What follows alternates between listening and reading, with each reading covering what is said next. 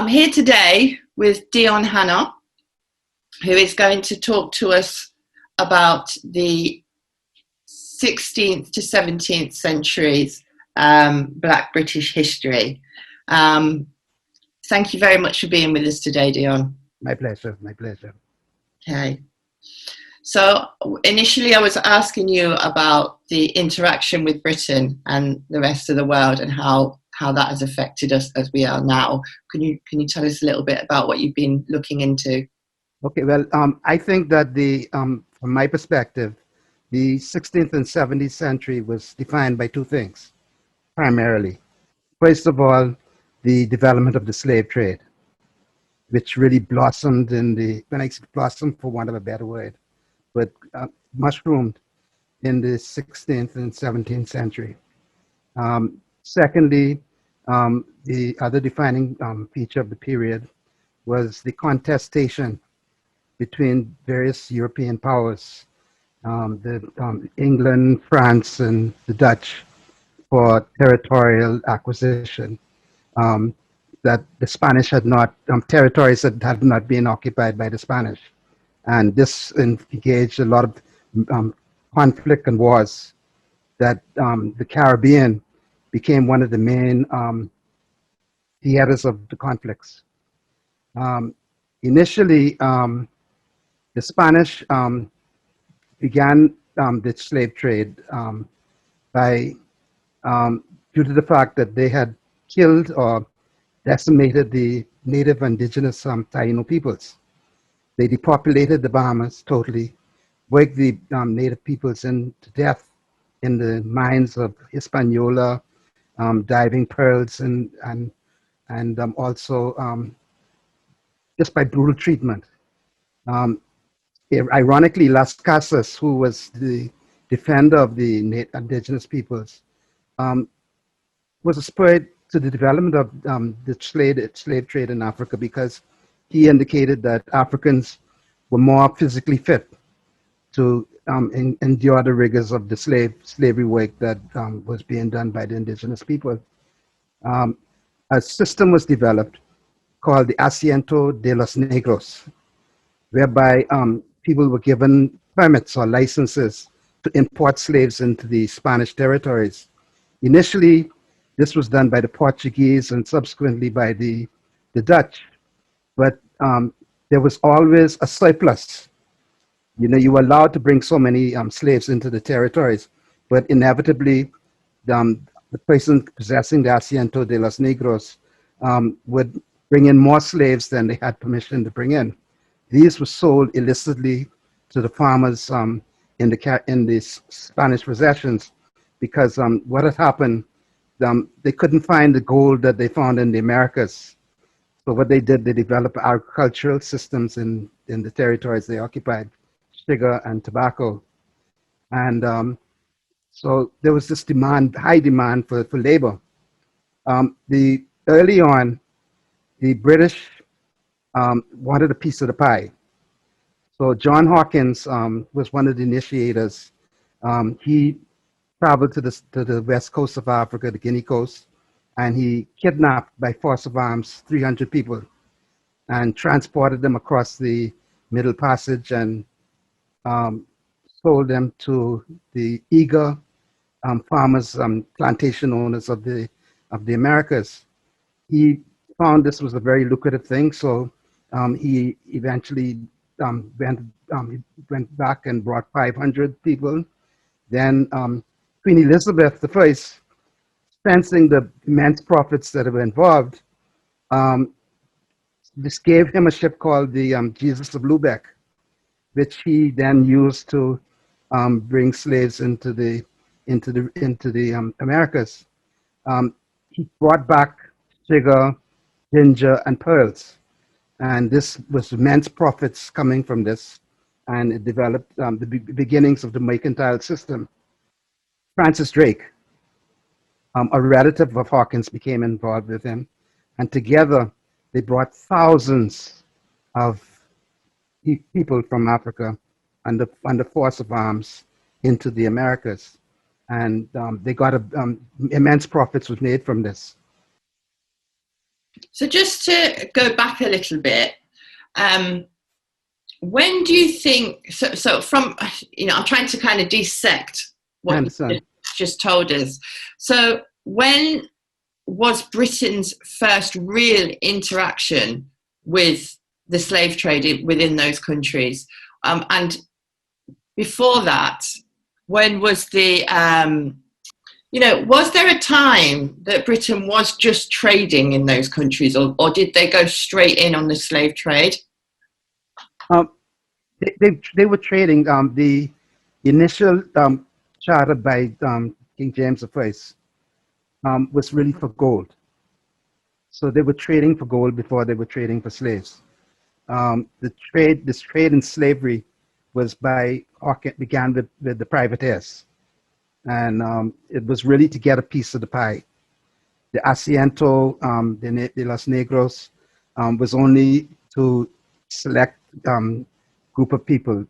Initially the Portuguese and eventually the Dutch, and it wasn't until the 18th century until the British, in defeating the Spanish, were granted an asiento so they could openly trade the slaves. But the first contact with slavery was by John Hawkins and Drake and the other privateers.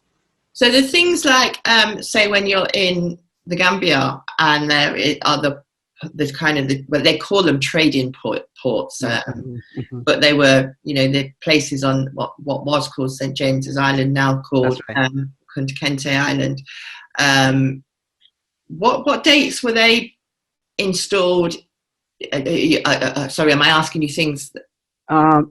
The ports were in the 17th century. There was more concentration of British ports along the west coast of Africa.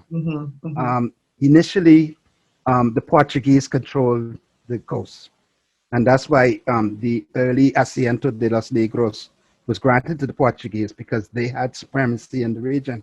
The Dutch defeated the Portuguese and dispossessed them of the ports along the coast. The British were late in the game, right, and eventually they conquered the ports away from the Dutch.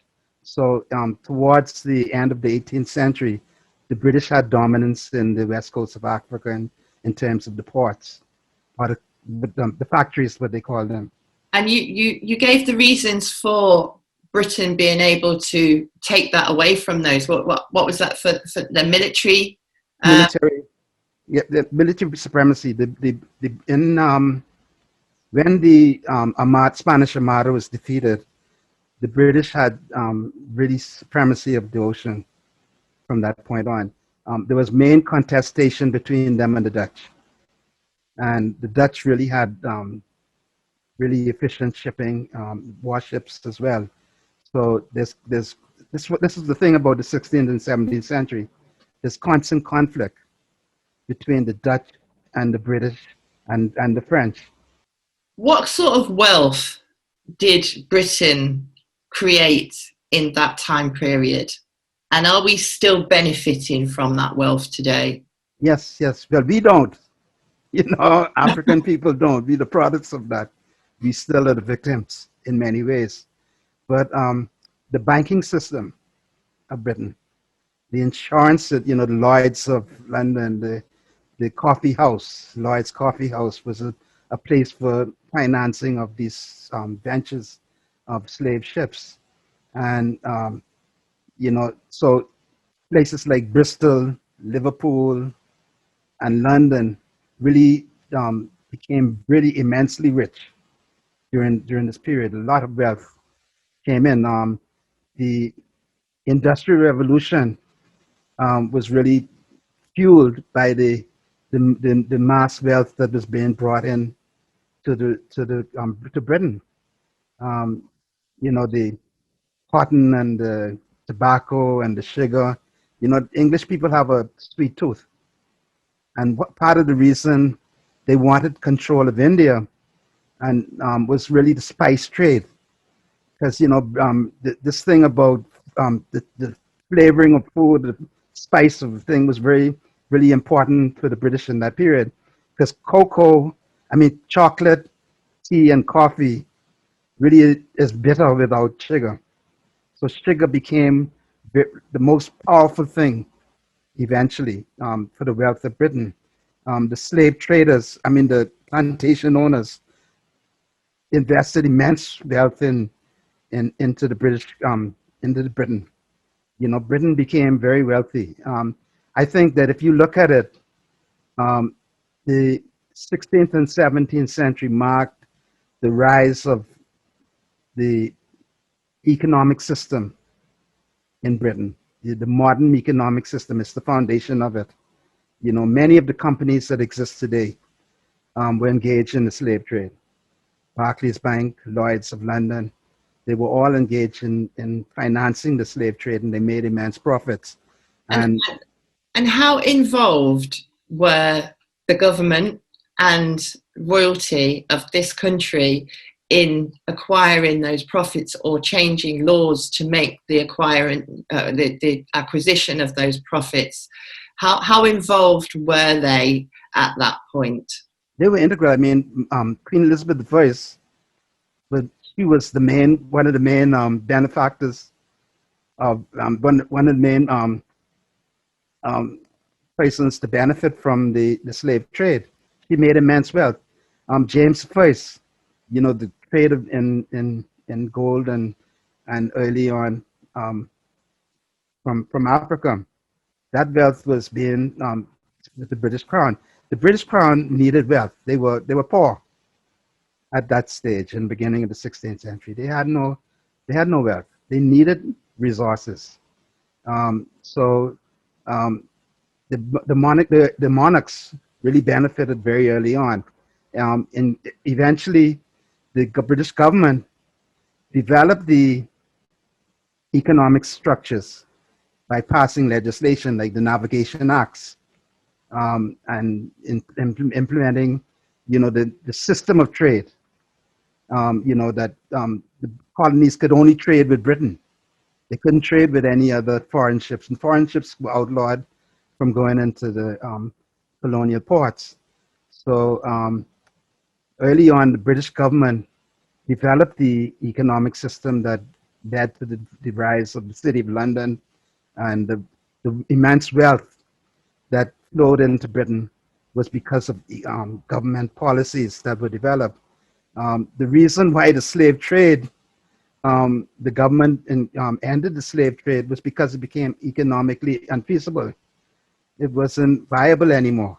We are, you know, it is made to be thought of as if African people were enslaving themselves, and therefore it was okay for others to enslave us.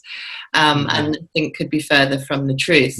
Right, So that's true. That's true. it's, you know, a little bit about the Ashanti uprisings, and you know, we know those stories have been hidden. Queen Nzenga, you know, the British and the Portuguese fought hell in Africa. Mm-hmm. They never had a free hand. As a matter of fact, the reason why the ports along where the slaves were shipped from was so heavily defended is because to the very end, the African people were raiding there to liberate their people. And the enslaved people were rebelling not to be enslaved. It was never a question of acquiescence. Throughout the whole period, there was a resistance. It's almost those who say that Africans were engaged in selling slaves misunderstand the structure that existed. And it's really trying to forgive the Europeans for their control of the trade. Dion, right, I'm going to stop you there because that's Yeah. been amazing. You've given us a wealth of knowledge there, and I really appreciate it. Okay. So I hope everybody's enjoyed this interview with Dion Hanna today. And we will look forward to hearing more from you because you are part of our discussion as well later on today. So Thank you very much. Thank you. My privilege. Speak to you soon.